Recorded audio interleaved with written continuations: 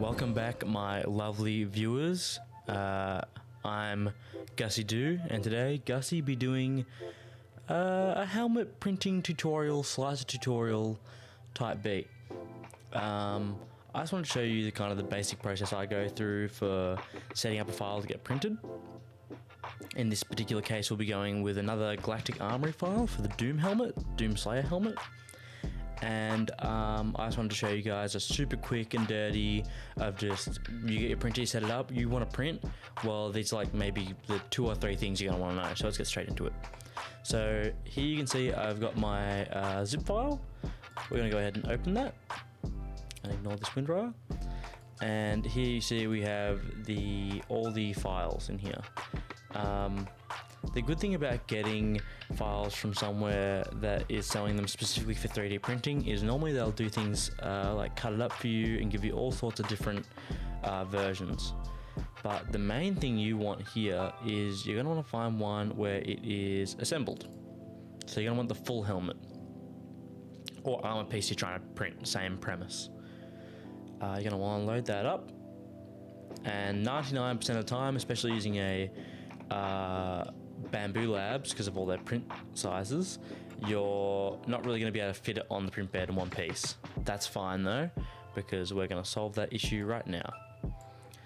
So the first things first is left click will rotate you around the print bed, like the center of the screen. Left click will rotate you around that axis, and then middle button and right click will both pan you. Wherever you grab, you can pan, and then scroll wheel will zoom you in and out, and then utilizing that, you're gonna have to try and get to where you want to be. But if you click on the model, it will start moving the model with your left click. So just be careful sometimes, because sometimes you're trying to get somewhere or move something, and then, oh, I want to move here, I've grabbed the model by accident. Just click out of that box and you'll be fine. The next thing to note is probably that you can see all these parts that are in dark gray are the parts that are outside of the dimensions of my printer. So that's how too big it is, really, which is fine, because as I said, we're going to sort that out. On the left, you got a whole bunch of settings and all these different filaments you can pick. I don't have an AMS AMS system, so I won't be going over any of that, like how to set up different filaments and colors and things, but you can do that. So you might find a different video for that one. But here I've just put in my printer. You can drop this down and you can select any printer that you have. Bambu Labs P1S in this case, with the default 0.4 nozzle, and just the default build plate as well. Once you open the app, you'll set this up once and select P1S, and you literally won't have to worry about this ever again. So that's fine. Same with all this sort of stuff. This should all be pre-done for you. So if you just want to get straight to printing, just leave all this stuff as is, and that'll be fine. Especially if it's a really good file you've got, it should have automatic G-code and automatic settings and things for everything here. So that should be fine. So you don't really have to worry about that. The only thing you do have to worry about is the support tab. Click support tab and then click enable supports, and then you can either do normal, like I talked about in my first video, kind of step out from the print. So if the benefit of these square ones is they can go straight, boom, straight down, and I'll see like that. There's very little step out. It's like out like 2 mil for if you're low on space, or tree if you want it to be easy to remove and really good and you have an extra bit of space, or you're happy to try and modify it. So for now, this won't matter because we're not actually going to print this one. We're going to print another one later, but that's what you need to know. So the reason we want this whole file here is when you get a file like this, it might say something like, this fits a typical 24-inch head shape. That's great. So that's probably going to fit most people. But if we want to tailor it specifically to our head or your head, you're going to want to get a pair of calipers or stick your head between a pair of books and get some measurements, some base measurements for your heads between your ears and then the chin and the top of your head. So you have some measurements for how much space you need. And now that we have this full print here, we can use one of these very special tools here on the right called the measure tool. You're going to want to click that, And now you're going to be able to select 2 points on the model to measure the distance between. So in our case, we're going to want to look in here and find a point. Let's just pick it right here in the middle of this circle. Boom, left click, and you've set one point. And now we're going to rotate over. We're going to find that spot on the other one. Oh, there it is, about there. Doesn't have to be perfect. And then you're going to left click again, and you're going to set your second point. Now it will tell you the distance between these 2 points, which is awesome. So here you can see it's 250 millimeters. And then you look at it and you can see we're actually pretty bang on there, which is awesome. But I'll show you something in a second for if you're not and you just want to know the distance. So the reason this is important is, say your head width, for instance, is way less than this. So my head width is like around 160 millimeters, I'm pretty sure.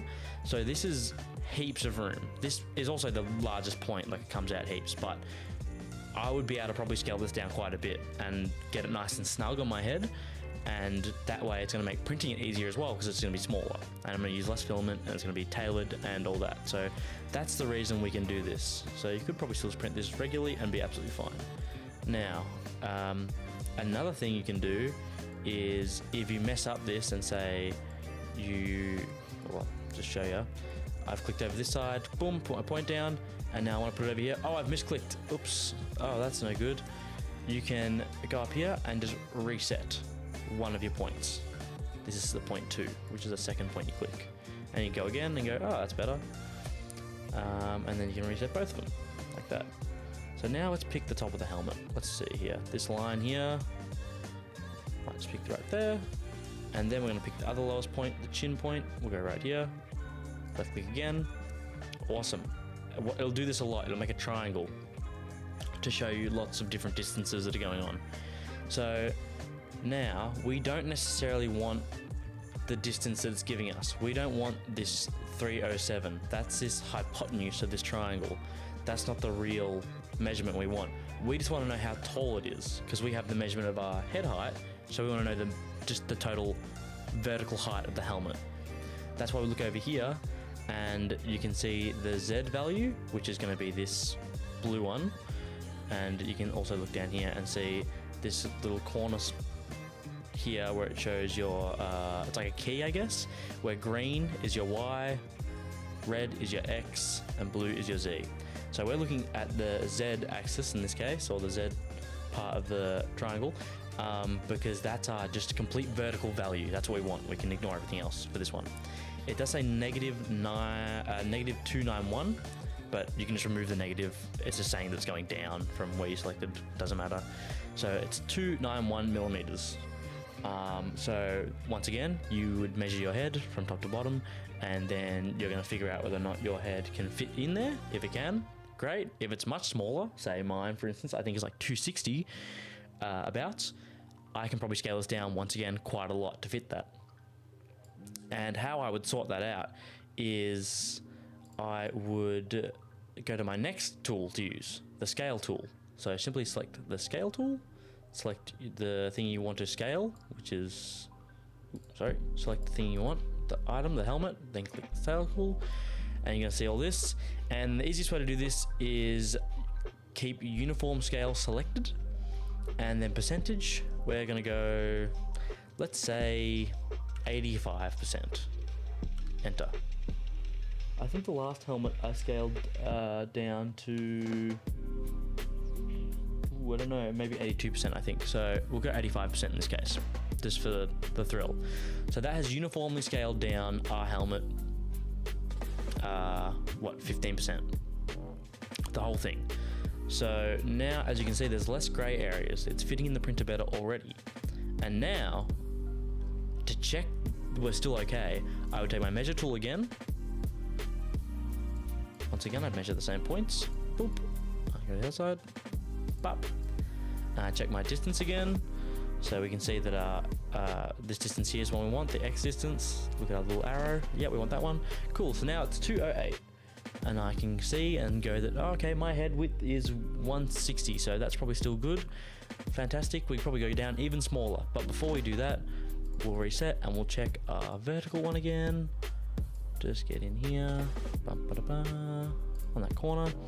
Once again, we don't want this one, we want the blue one. So we're gonna over here and look at this.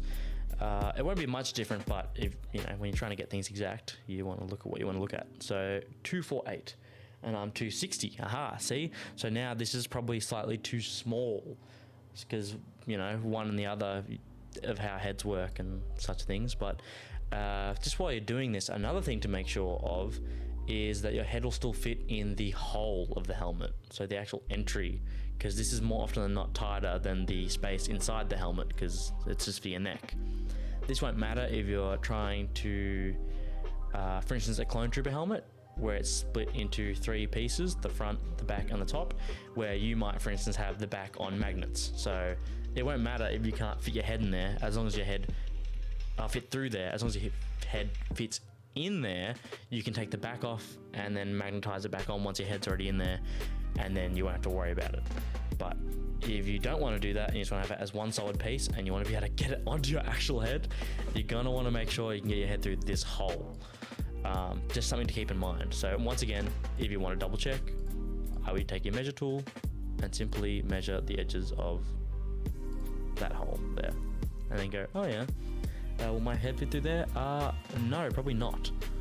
So good thing we checked, because I want to print this as one solid piece and wear it as one solid piece. So then you go back to your scale tool and then go, ooh, maybe we go, you know, 88%. And then you just basically continue this process over and over again until you find a percent that works for you. For instance, just for the sake of the video, we're going to say 88% is perfect, which it probably is going to be pretty close, I'd imagine. Awesome. So now we can go ahead and we can just get rid of this. Remember your 88%, okay? Now we can go back to our beautifully separated files. Go to pre-separated. They've got a pre-cut for smaller printers area, where you probably won't have to worry about that. We're going to get the back with the details removed.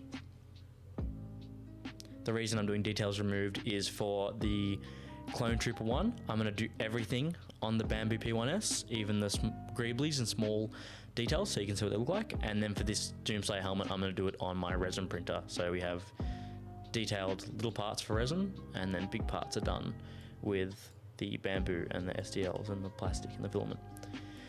Okay, we've opened up our new print, and this is currently at 100% scale. So as you can see, doesn't fit in the print bed. We've got those dark gray areas. No bueno, no good. We'll click it again, scale it, and we'll remember our percentage from last time that would fit our head. We'll say 88%, enter. It has now scaled it down. We can look at it. Oh my goodness, now it fits in the sprint bed. And as a bonus, it's gonna fit our head. Fantastic. So then, once again, you'd come to the support tab, enable support. We'll say tree, just so I can show you. Then you can go ahead and you could also click this and click rotate, and then you're able to rotate your print however you'd like, whether it's going to be easier to print that way, if you're going to make less supports, or maybe there's like a big flat area, if it's a helmet with a big flat spot, then you could do that. Or depending on if you know how to get the best quality out of your helmet, like people say, you know, print helmets like this for best quality or whatever. For me, I don't really care too much about that, but let's just do this, for instance. Then we can go slice plate, and it will slice the plate and add your supports.